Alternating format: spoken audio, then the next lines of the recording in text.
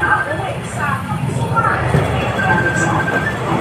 Kinabukasan, kaya raw ulit si JL na lumabas. Pero hindi na raw ito nagpagtata hanggang itong Disyembre. Nagsusukat ako dyan na masyadong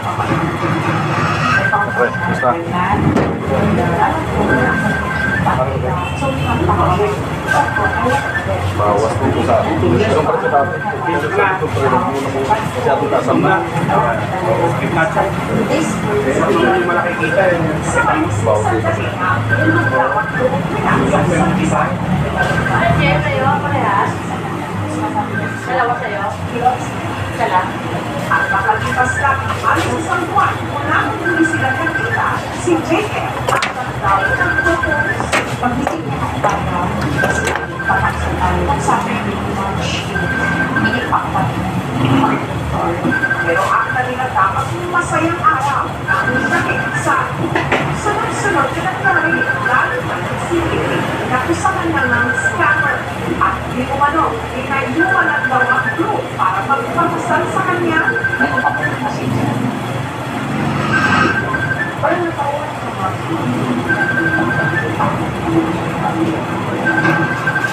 Ano ba ba sa mga kumalat ng kwento ang buo? Totoo ba buntis si Lily? Inayo pa ba niya talaga si JF?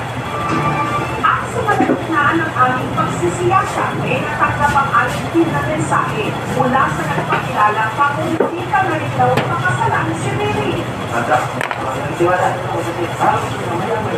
Ang mga pasakot na revelasyon sa aming pagbabalik.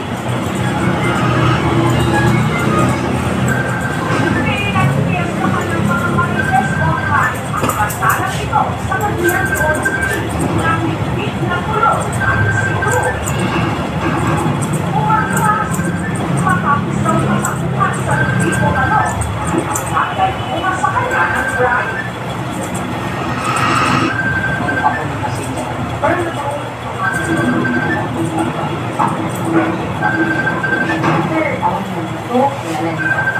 Kahit kita sa pamilya niya, hindi ko pa po nagkukilala. Kasi ko talaga siya hindi.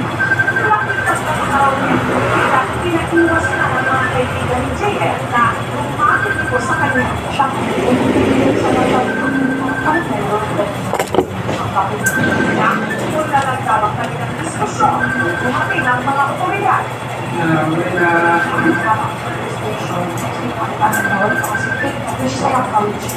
Si Lily, bigyan argue ng 10